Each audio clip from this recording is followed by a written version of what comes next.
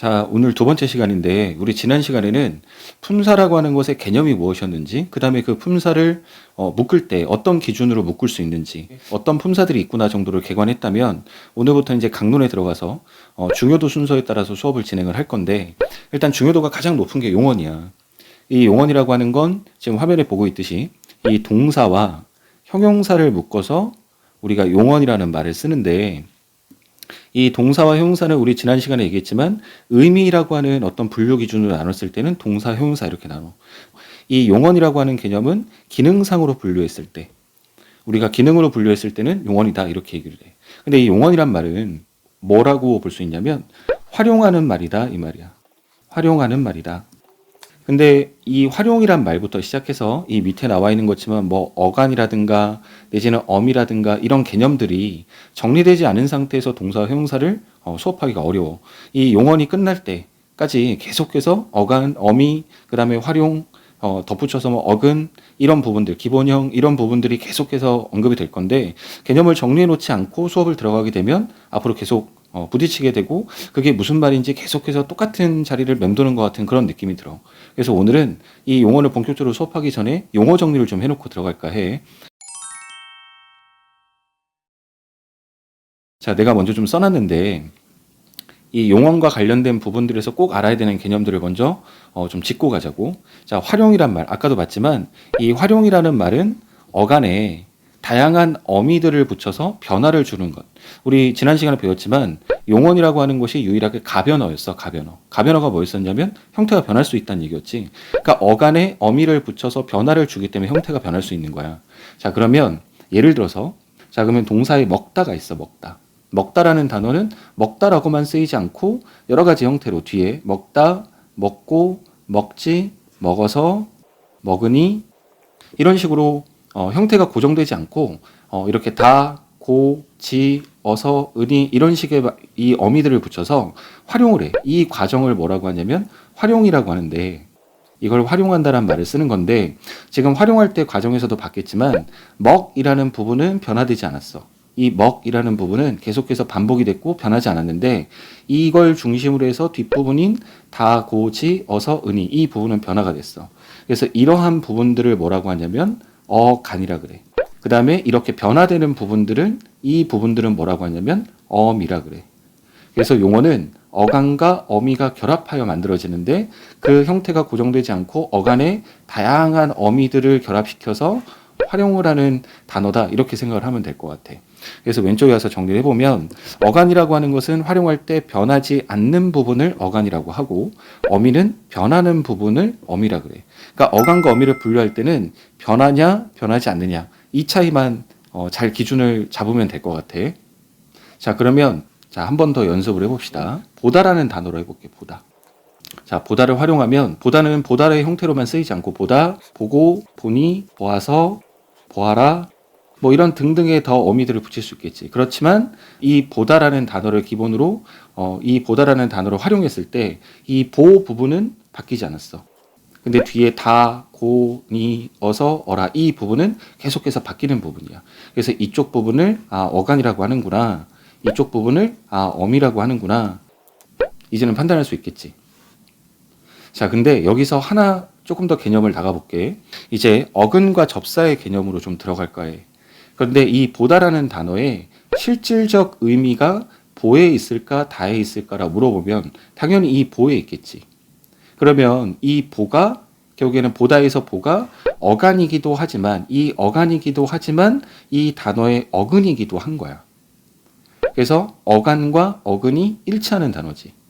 자, 그런데 단어를 앞에 엿보다라고 할 때 이 엿이라고 하는 접사를 한번 써보면 엿보다, 엿보다, 엿보고, 엿보니 이런 식으로 활용할 때 어디까지가 바뀌지 않냐면 엿보까지가 바뀌지 않아. 그래서 엿보다라는 단어에서는 엿보까지가 어간이 되는 거야. 그 다음에 뒤에 나와 있는 이 부분은 동일하게 어미가 되겠고 그런데 엿보다라는 단어를 줬을 때 이 단어의 실질적 의미가 어디 있느냐. 그러니까 엿이라고 하는 이 접사가 붙기로 했지만 이 접사는 어근에 붙어서 의미를 제한하는 부분이 하지만 실질적 의미가 아니라 주변 의미야. 그러면 엿보다의 여전히 실질적 의미는 어디 있냐면 보에 있는 거야. 그러면 정리를 해보면 엿보다 같은 경우는 자, 어간이 뭐니라고 물어봤을 때는 엿보까지가 바뀌지 않았기 때문에 어간이 되겠지.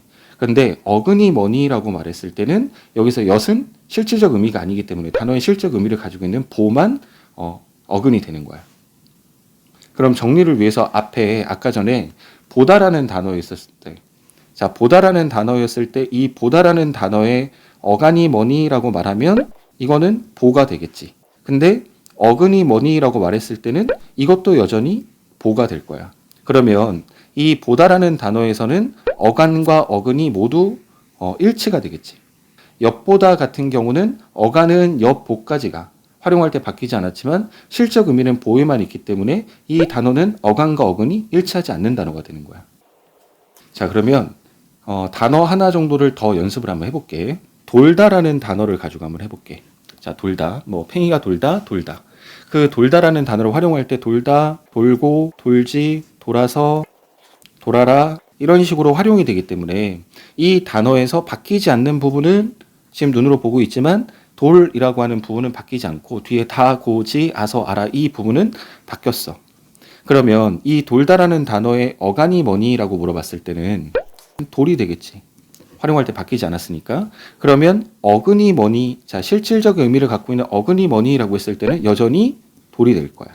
그치? 자, 그런데 이 돌다라는 단어 앞에 뭐 예를 들어서 보람 없이 뭐 이런 의미를 갖고 있는 헛이라고 하는 접사를 하나 꼈어. 그러면 이 단어를 활용할 때는 자, 활용해 보면 헛돌다, 헛돌고, 헛돌지, 헛돌아서, 헛돌아라 이런 식으로 활용이 되는데 이렇게 나눠서 보면 헛돌까지는 뭐 하지 않았냐면 활용하는 과정이 변하지 않았어. 그리고 이 뒷부분은 앞에와 똑같이 활용할 때 변화가 되고 있는 부분이야. 그러면 이 헛돌다라고 하는 단어의 어간이 뭐니라고 말하면 활용할 때 변하지 않았던 부분, 이 헛돌 부분까지가 어간이 되는 거야. 접사가 포함된 헛돌까지가 어간이 되는데 그러면 이 단어에 여전히 중심적인 의미는 이 돌다라는 단어에 있기 때문에 이 단어에 그러면 어근이 뭐니라고 말했을 때는 돌이 되겠지. 이해가 되겠니? 자, 그러면 이 접사라고 하는 부분의 앞에만 붙냐라고 질문할 수도 있겠어. 그런데 실제로 앞에만 붙는 게 아니라 뒤에 붙을 수도 있어. 다른 예를 한번 들어볼게. 예를 들어서 웃다. 자, 웃다라는 단어로 활용을 한번 해보면 웃다, 웃고, 웃지, 웃어서, 웃어라 이렇게 활용이 될 거야. 그러면 이 다, 고, 지, 어서, 어라 이건 당연히 어미일 거고 앞에 활용하는 과정에 변하지 않았던 웃은 어간이 되겠지. 그러면 이 단어의 어간은 웃이고 어미는 다, 고, 지, 어서, 어라가 될 거야. 그리고 이 단어의 실질적 의미가 어딨니라고 물었을 땐 여전히 웃에 있을 거야. 그러면 이 단어도 어간과 어근이 일치하는 단어가 되겠지. 그런데 웃다라는 단어에 여기에 기라고 하는 접사를 붙여서 웃게 하다. 자, 사동의 의미를 나타내는 접사야. 근데 이 접사를 끼게 되면 활용할 때 웃기다, 웃기고, 웃기지, 웃겨서, 웃겨라. 이렇게 활용하는 과정에선 웃기까지가 변하지 않았어. 그러면 이 단어의 어간이 뭐니라고 말했을 때는 변화가 없었던 웃기까지가 어간이 될 거야. 근데 이 기라고 하는 것은 뭘 하게 한다라고 하는 문법적 의미를 갖고 있는 거지 실질적 의미는 여전히 웃에 있는 거야. 그렇게 되면 이 단어의 어근이 뭐니라고 말했을 때는 이 접사를 제외한 나머지 웃, 요게 어근이 되겠네. 그럼 이 단어는 어간과 어근이 일치하지 않는 거지. 그러면 접사가 앞에서 봤지만 이렇게 헛처럼 접사가 앞에 붙을 수도 있고 기처럼 접사가 뒤에 붙을 수도 있는 거야. 그런데 여기서 공통점을 찾았는지 모르겠는데 접사라고 하는 부분이 붙었을 때는 어간과 어근이 일치하지 않아. 어간과 어근이 일치하지 않지만 이렇게 접사가 없는 단어들, 돌다라든가 웃다라든가 이렇게 접사가 없는 단어들은 어간과 어근이 뭐하냐면 일치하고 있어. 자, 그러면 지금까지 했었던 내용을 다시 한번 쭉 정리해 보면 활용이라고 하는 것은 어간에 어미를 붙여서 변화를 주는 것인데 어간은 변하지 않는 것, 활용하는 과정에 변하지 않는 것을 어간이라고 하고 어미는 활용할 때 변하는 부분을 어미라고 해. 그 다음에 이 어근과 접사라고 했을 때 어근은 단어의 실질적 의미를 나타내는 부분을 어근이라고 하고 접사는 그 어근의 앞이나 뒤에 붙어서 그 의미를 제한하는 부분이야. 그러니까 실질적 의미 부분보다는 어떤 문법적인 의미 내지는 주변적인 의미 이렇게 이해하면 될 것 같아. 그래서 어간은 항상 어미와 짝이 되는 거야.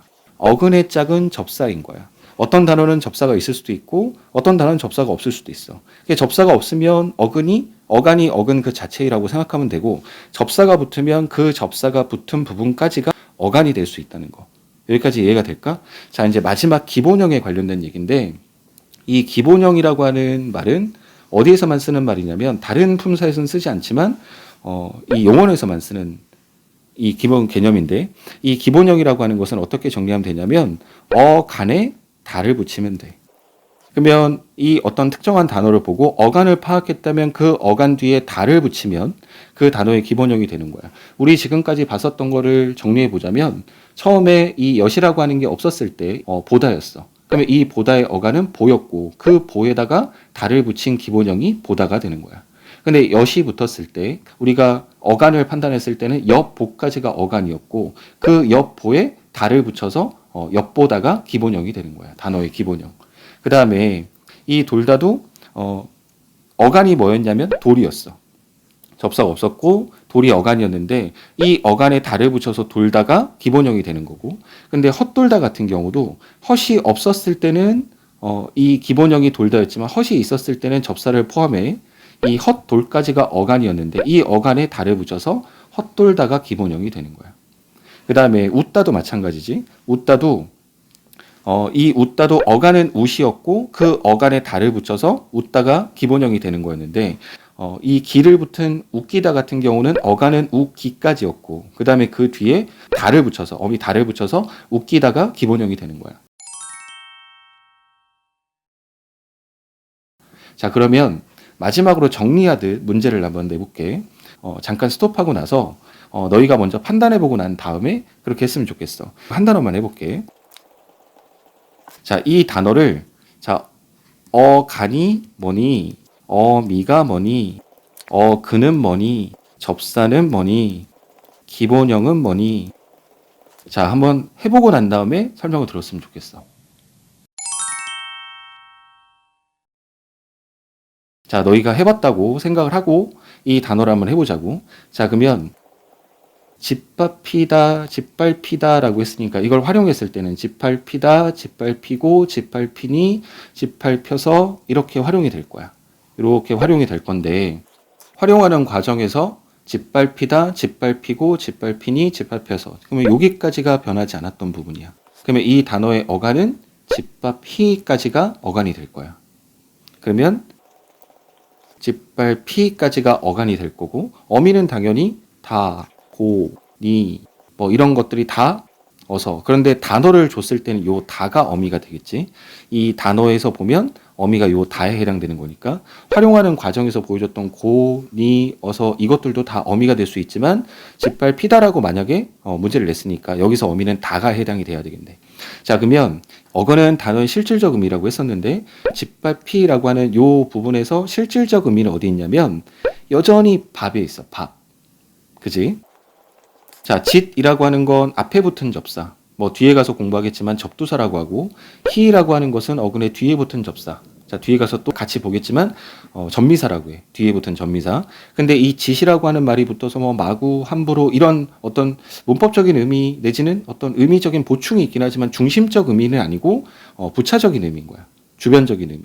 그러면 이 부분은 접사이기 때문에 접사는 빠져야 될 거고, 그 다음에 히도 뒤에 가서 배우겠지만 어떤 당하는 피동의 의미를 나타내는 문법적 의미를 담당하고 있기 때문에 이 자체가 실질적, 이 단어의 실질적 의미라고 말할 수는 없고, 그러면 이 단어의 실질적 의미는 여전히 밥에 있는 거야. 그러면 어근은 밥이고, 그러면 접사는 앞에 붙은 짓도 접사가 될 것이고 뒤에 붙은 히도 접사가 되겠지. 자, 줄표는 나중에 설명을 다시 한번 할게. 그러면 이 단어의 어간은 짓밟히, 짓밟히까지가 어간이고 여기에 달을 붙여서 기본형은 짓밟히다 이렇게 하면 되겠네. 여기까지가 이해되니? 그래서 앞으로 용어를 배울 때 어간이 뭐냐, 어미가 뭐냐, 어근이 뭐냐, 접사가 뭐냐, 그래서 기본형이 뭐냐, 이 5가지의 개념은 앞으로 용어의 수업이 끝날 때까지 계속 따라다녀야 되는 개념이야. 그래서 이 개념에 대한 정리를 한번 제대로 해두지 않고 계속해서 어떤 학습이 이루어지면 그 학습이 뭔가 개념 정리가 되지 않은 상태에서 계속해서 버겁게 느껴질 수밖에 없어.